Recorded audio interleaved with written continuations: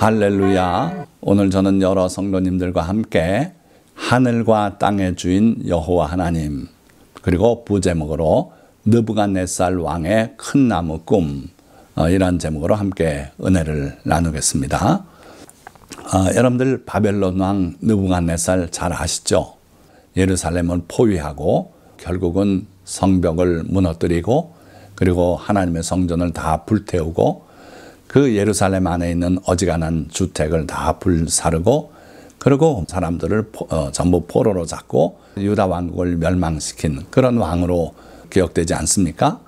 자, 그런데 세계사적으로 보면 이 느부갓네살 왕은 바벨론을 통치한 세계적인 왕이었어요. 그러나 그건 어찌되었든 하나님께서 소중하게 우리에게 전하시는 것은 세 차례의 계시적인 꿈이 있어요. 그래서 다니엘서에 2장과 4장과 7장에 기록된 그 꿈 내용인데 2장은 황금머리 우상이죠.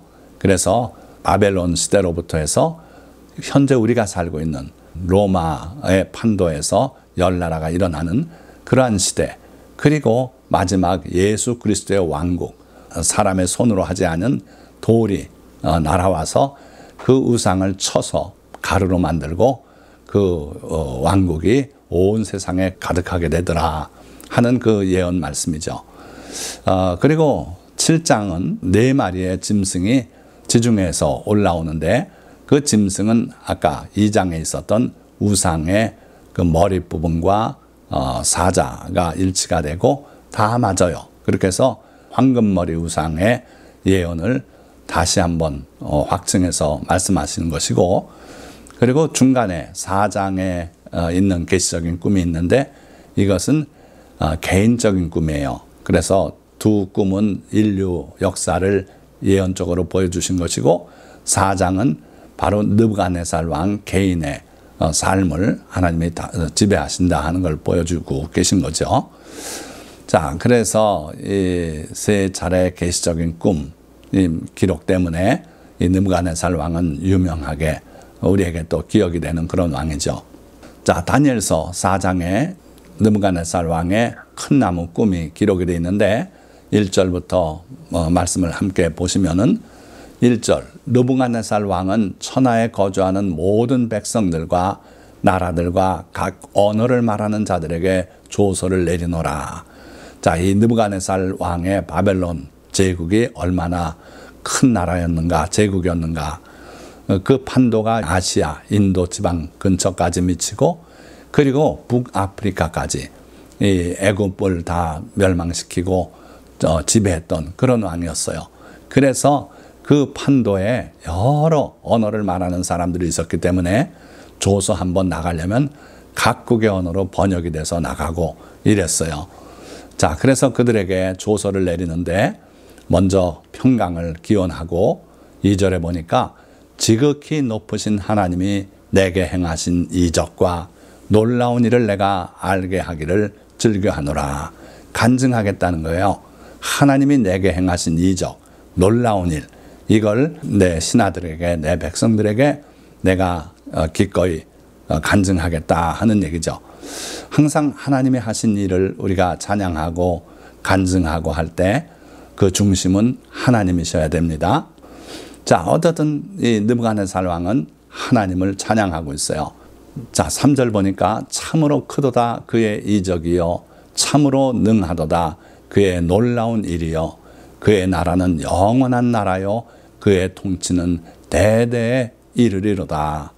자, 여기 보니까 그의 나라가 영원한 나라라 그랬는데 실제로 하나님 나라가 이 땅에 있습니까? 예수님께서도 우리에게 가르치실 때 나라가 임하시오며 하나님의 나라가 하늘에서 이 땅에 임하시기를 기도하라 그랬어요. 아직 임하지 않았어요. 그래서 예수 그리스도께서 이 땅에 재림하실 때 하나님의 나라는 실제적으로 이 땅에 이루어질 텐데 아직은 안 이루어졌어요. 그럼에도 불구하고 여기 보니까 그의 나라는 영원한 나라다 그랬어요. 그렇다면 이 나라는 하늘나라를 말하는 거예요. 지금도 오래전부터 하늘에 있는 그의 나라, 그 나라는 영원하죠. 그러면서도 하나님의 통치는 또 땅에 미쳐요. 그러니까 참 신기한 거죠. 하늘뿐 아니라 땅에 권세를 미치고 그 권세가 영원한 그의 통치가 대대 이르는 그런 나라의 왕이시다. 이게 그 세계적인 왕 느부갓네살의 고백이에요. 그러니까 그가 하나님을 깊이 체험하기 전에는 자기가 세계의 왕인 줄 알았어요. 그런데 오늘 이 체험을 통해서 자기가 왕이 아니라 하나님이 영원한 나라의 왕이시다 하는 걸 깨닫고 온 세계 자기 통치하에 있는 모든 백성에게 그걸 전하고 있는 거죠. 자, 그럼 이제 본격적으로 꿈을 이야기해 보겠습니다. 자, 4절에서 5절 말씀. 나 느부갓네살이 내 집에 편히 있으며 내 궁에서 평강할 때에 한 꿈을 꾸고 그로 말미암아 두려워하였으니 곧 내 침상에서 생각하는 것과 머릿속으로 받은 환상으로 말미암아 번민하였었노라. 어느 날 꿈을 꿨다는 거예요. 그런데 그 꿈 때문에 두려워했다 그랬어요. 임의로 조절할 수 없는 게 우리의 꿈입니다. 왜냐하면 우리의 무의식 세계가 다시 떠오르면서 이루어지는 게 꿈이기 때문에 그 무의식은 우리가 의지적으로 조절이 안 되기 때문에 그래요. 어찌됐든 그런 꿈이 일반적인 꿈이고 또 하나님께서 주시는 특별한 환상, 계시적인 꿈이 또 간혹 있어요.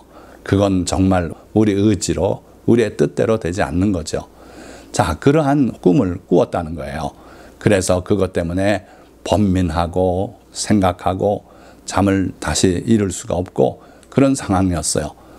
자, 그래서 느부갓네살 왕이 자기 다스리는 전 제국에 명령을 내려서 모든 지혜자들, 술사들을 불러 모았어요. 그 꿈을 해석하라는 거죠. 그러면서 그 꿈 내용을 들려줍니다. 참 이 느부갓네살 왕은 지혜로운 왕 같은데 그 첫 번째 황금머리 우상의 꿈은 꿈 내용을 설명을 안 했어요. 그러면서 그 술사들 보고 너희가 그 내 꿈을 너희가 말하고 해석해라. 그러나 다니엘이 하나님께 기도하고 그 꿈 내용을 받고 그리고 그 해석을 해줌으로써 모든 술사의 머리가 되고 느부갓네살 왕의 존경을 받는 그러한 인물이 되었지 않습니까? 그런데 이 두 번째 꿈은 그래도 꿈 내용은 알려주고 해석을 하라고 이렇게 말하고 있어요. 자, 10절 가보니까 내가 본즉 땅의 중앙에 한 나무가 있는 것을 보았는데 높이가 높더니 자, 땅의 중앙에 한 나무가 있대요. 높은 나무, 거대한 나무가 꿈속에서 환상으로 자기에게 보였어요. 그런데 그게 왜 그런지 두려운 환상이 되어버리고 말았어요. 내가 침상에서 머릿속으로 받은 환상 가운데 또 본즉 한 순찰자, 한 거룩한 자가 하늘에서 내려왔는데 자, 여기 우리말로는 순찰자라 그러니까 마치 경찰이 차를 타고 지역 순찰을 하고 다니는 그걸 연상하기 쉬운데 딱 3번 쓰이는 히브리 원어인데요. 이거를 대개 영어 성경에서 watcher라고 번역했어요. 하늘에서 감찰하는 분이에요. 굳이 왔다 갔다 하면서 살펴보지 않아도 하늘에서 세심한 눈으로 내려다보고 계신 분, 그분이란 뜻이에요. 그러니까 순찰자라는 번역보다는 감찰자다 이렇게 표현하는 게 더 옳았을지 몰라요. 그러니까 우리 하나님은 우리를 감찰하시는 분이에요. 높으나 스스로 낮춰서 우리의 속마음까지 감찰하시는 그런 하나님이시다 하는 거예요. 바로 그 순찰자, 감찰자가 하늘에서 내려왔다 그랬어요. 그분은 이미 판단을 내리고 내려오신 것 같아요. 14절 그가 소리질러 이처럼 이르기를 그 나무를 베고 그 가지를 자르고 그 잎사귀를 떨고 그 열매를 해치고 짐승들을 그 나무에서 떠나게 하고 새들을 그 가지에서 쫓아내라. 이 큰 거대한 높은 나무에 의존해서 많은 생물체들이 거기서 양식을 얻고 쉴 곳을 얻고 이렇게 살고 있었는데 다 베어버리고 잘라버리고 떨어버리고 해쳐버리고 그 짐승들 새들 다 떠나게 하라는 거예요. 순찰자의 말씀이 두렵지 않습니까? 자, 여기까지 얘기하고 이 느부갓네살 왕은 다니엘에게 해석을 명해요. 다른 술사들이 해석을 못하니까 다니엘 보고 해석을 해보라는 거예요. 그러면서 19절 벨드사살이라 이름한 다니엘이 한동안 놀라며 마음으로 번민하는지라. 해석하라 그러는데 하나님께 묵도를 했겠죠. 그러고 내용을 파악했어요. 그러고 그 의미를 파악해서 지금 전해야 되는데 이때 번민이 다가왔어요. 야, 이대로 말하면 난리가 날 텐데 어찌할까. 자, 그런 번민 가운데 말을 못하고 있으니까 왕이 그에게 말하여 이르기를 벨드사사라, 너는 이 꿈과 그 해석으로 말미암아 번민할 것이 아니니라. 막상 다니엘은 번민하고 있었지만 이 왕은 오히려 믿음이 더 컸는지 걱정할 거 없다, 번민할 거 없다, 그대로 말해라. 이렇게 해서 벨드사살이 대답하여 이르되 내 주여, 그 꿈은 왕을 미워하는 자에게 응하며 그 해석은 왕의 대적에게 응하기를 원하나이다. 그 꿈이 얼마나 흉측한 꿈인지 다니엘은 벌써 파악하고 그 꿈이 왕의 대적에게, 원수에게 이루어지기를 원합니다. 그러면서 22절, 왕이여 이 나무는 곧 왕이시라. 이 거대한 나무, 이게 바로 당신입니다. 이는 왕이 자라서 견고하여지고 창대하사 하늘에 닿으시며 권세는 땅끝까지 미치심이니이다. 왕의 권세가 온 세계 끝까지 미치고 있지 않습니까? 자, 이렇게 말하고 있는 거예요. 여기까지는 좋습니다. 그런데 이제 왕이 보신즉 한 순찰자, 한 거룩한 자가 하늘에서 내려와서 이르기를 그 나무를 베어 없애라. 자, 그런 걸 보시지 않았습니까? 다만 다행인 것은 그러나 그 뿌리의 그루터기는 땅에 남겨두고 쇠와 놋줄로 동이고 그것을 들풀 가운데 두라. 그것이 하늘 이슬에 젖고 또 들짐승들과 더불어 제 몫을 얻으며 7대를 지내리라 하였나이다. 물론 느부갓네살이 꿈을 대충 설명했지만 다니엘이 상세하게 설명하고 있어요. 배에 아주 뿌리 뽑지 말고 그 구리토기를 땅에 남겨두고 쇠와 놋줄로 동이고 그냥 들풀 가운데 잊혀지게 두어라. 그렇게 해서 그것이 하늘 이슬에 젖고 또 들짐승들과 더불어 제 몫을 얻으며 7대를 지내리라. 즉 성경에서 때는 1년을 말할 때가 많습니다. 그래서 7년을 그런 상태로 지나게 될 것이다. 꿈을 통해서 하나님의 작정을 보여주신 거죠. 왕이여 그 해석은 이러하니이다. 곧 지극히 높으시니가 명령하신 것이 내 주 왕에게 미칠 것이라. 본격적인 해석을 합니다. 왕이 온 세상에서 제일 높은 분으로 생각하지만 지극히 높으신 분, 그분이 작정을 했습니다. 그가 명령을 내리셨습니다. 그 명령하신 것이 내 주 왕에게, 느부갓네살 당신에게 미칠 것입니다. 이루어질 것입니다. 이거예요. 자, 내용은 왕이 사람에게서 쫓겨나서 들짐승과 함께 살며 소처럼 풀을 먹으며 하늘 이슬에 젖을 것이요. 끔찍한 일 아닙니까? 왕인데, 그것도 또 전례를 찾아보기 힘든 그런 대왕인데 사람에게서 쫓겨난대요. 그리고 들짐승과 함께 살면서 소처럼 풀을 먹고 하늘 이슬에 젖을 것이라는 거예요.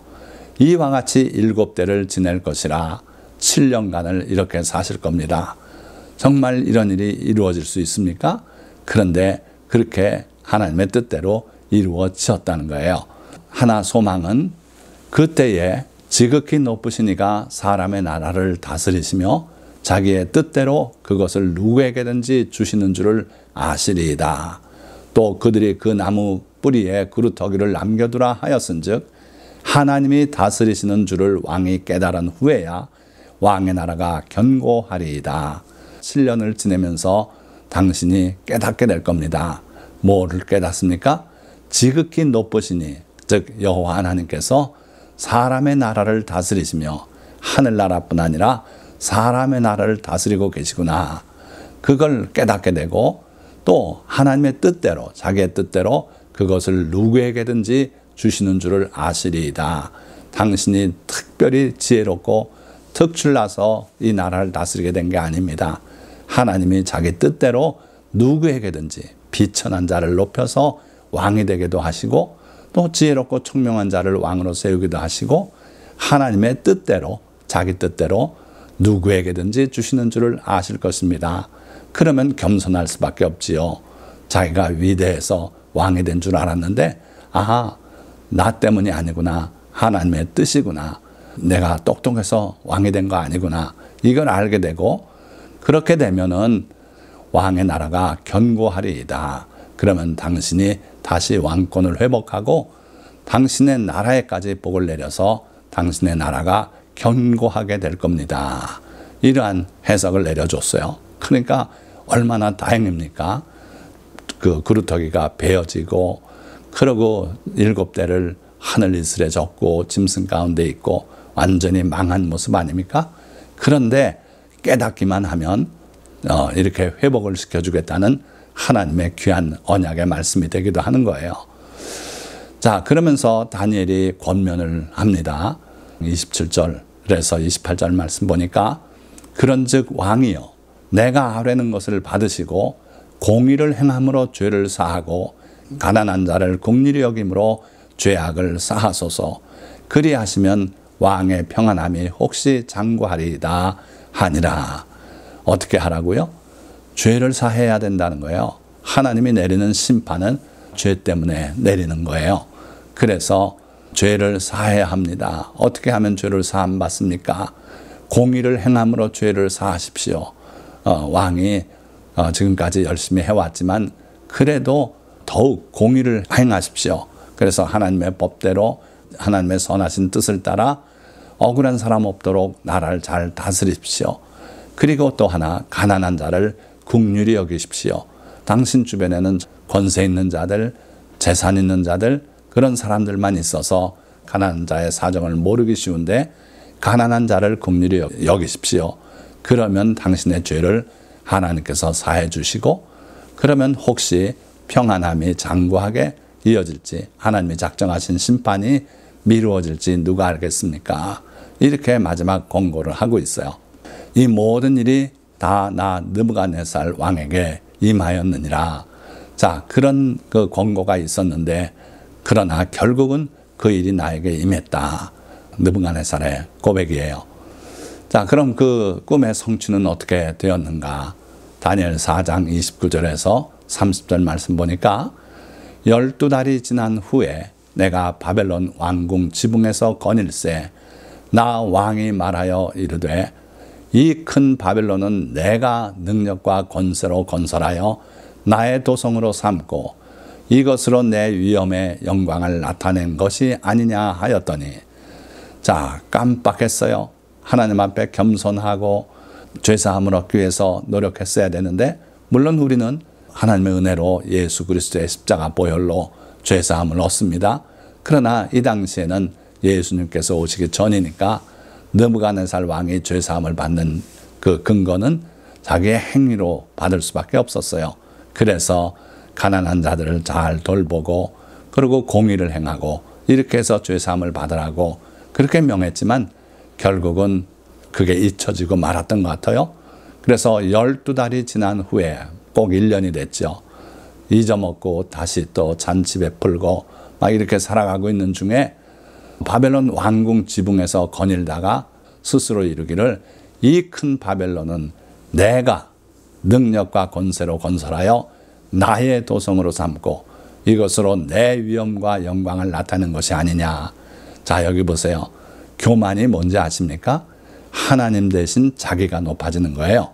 그래서 그 언어를 보면은 내가 능력과 권세로 건설하여 나의 도성으로 삼고 이것으로 내 위엄과 영광을 나타낸 것이 아니냐. 다 자기가 잘나서 그렇게 이루었다는 거죠. 물론 바벨론 제국의 가장 뛰어난 왕으로 기억되었던 이 느부갓네살 이런 이야기를 할 만하죠. 그건 사람의 생각으로 그래요. 하나님께서는 그게 다 내가 너를 왕으로 세우고 너에게 복을 내려 이렇게 된 것인데 어찌 너를 높이냐. 나를 높여야 될 거 아니냐. 이게 하나님의 뜻이에요. 기본적인 뜻이에요. 자, 그때에 이 말이 아직도 나 왕의 입에 있을 때에 하늘에서 소리가 내려 이르되 느부갓네살 왕아 내게 말하노니 나라의 왕위가 내게서 떠났느니라. 내가 사람에게서 쫓겨나서 들짐승과 함께 살면서 소처럼 풀을 먹을 것이요 이와 같이 7대를 지내서 지극히 높으신 이가 사람의 나라를 다스리시며 자기의 뜻대로 그것을 누구에게든지 주시는 줄을 알기까지 이르리라 하더라. 꿈에 봤던 그 내용이 현실로 바벨론 왕궁 지붕 위에서 하나님으로부터 들려왔어요. 그래서 내 왕위가 내게서 떠났다. 너는 이제 더 이상 왕이 아니다 하는 거죠. 그래서 내가 사람에게서 쫓겨나서 들짐승과 함께 살면서 소처럼 풀을 먹을 것이요 이와 같이 7대를 지낼 것이다. 그리고 나서 지극히 높으신 이가 사람의 나라를 다스리시며 자기의 뜻대로 그것을 누구에게든지 주시는 줄을 알기까지 이르리라. 그때가 되면 내가 그걸 깨닫고 하나님 앞에 자복할 때 네가 다시 회복될 것이다 하는 거예요. 바로 그때에 이 일이 나 느부갓네살에게 응함으로 내가 사람에게 쫓겨나서 소처럼 풀을 먹으며 몸이 하늘 이슬해졌고 머리털이 독수리 털과 같이 자랐고 손톱은 새 발톱과 같이 되었더라. 자, 그게 이루어졌다는 거예요. 그러나 소망은 그루터기를 아주 베버리지 말라 그랬고 7대가 되면 다시 깨달음을 얻게 되면 그러고 하나님 앞에 자복하면 모든 걸 회복하겠다고 약속을 주신 그게 희망이에요. 자, 34절. 그 기한이 참에 나 느부갓네살이 하늘을 우러러 보았더니 내 총명이 다시 내게로 돌아온지라. 하나님의 약속대로 7대를 지나고 나니까 내가 하늘을 우러러 보았습니다. 그러고 그때 총명이 다시 내게 돌아왔습니다. 이에 내가 지극히 높으신 이에게 감사하며 영생하시는 이를 찬양하고 경배하였나니 그 권세는 영원한 권세요 그 나라는 대대에 이르리로다. 그때 하늘을 쳐다보고 하나님을 깨닫고 바로 지극히 높으신 분 그분에게 감사하며 영생하시는 이 바로 그 하나님 영원히 살아계신 하나님 그분을 찬양하고 경배하였나니 그 권세는 영원한 권세요 그 나라는 대대에 이를 것입니다. 그때 내 총명이 내게로 돌아왔고 자 그렇게 고백하자 총명이 돌아왔어요. 또 내 나라의 영광에 대하여도 내 위엄과 광명이 내게로 돌아왔고 또 나의 모사들과 관원들이 내게 찾아오니 내가 내 나라에서 다시 세움을 받고 또 지극한 위세가 내게 더하였느니라. 그래서 그 후에 하나님께서 오히려 그 제국을 더 강하게 더 복된 나라가 되게 그렇게 복을 내려주셨다 하는 거죠. 그러므로 지금 나 느부갓네살은 하늘의 왕을 찬양하며 칭송하며 경배하노니 그의 일이 다 진실하고 그의 행하심이 의로우심으로 교만하게 행하는 자를 그가 능히 낮추심이라. 그래서 나는 이제는 내 자신을 보지 않는다. 나는 이제 하늘의 왕을 찬양한다. 그래서 하늘의 왕, 땅의 왕, 바로 여호와 하나님 그분을 찬양하게 됐다 하는 거예요. 그래서 찬양하며 칭송하며 경배하노니 그의 일이 다 진실하고 그의 행하심이 의로우심으로 교만하게 행하는 자를 그가 능히 낮추심이라. 나 같은 교만한 자를 하나님께서 낮추셔서 회개시켜 다시 회복시키는 그 하나님의 은혜가 감사하다. 이렇게 고백하고 있는 거죠. 자, 말씀을 정리합니다. 우리 하나님은 하늘의 왕이시고 지극히 높으신 분이에요.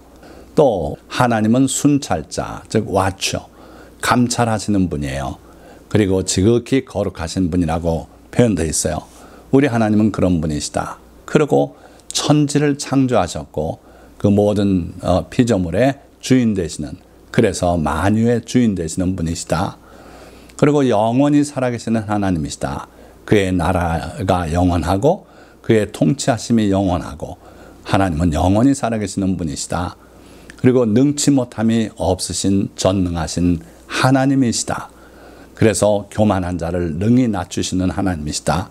오늘 느부갓네살의 고백처럼 하나님은 교만한 자를 찾아내서 능히 낮추시고 그가 또 회개할 때 그를 회복시켜 주시는 그런 하나님이시다.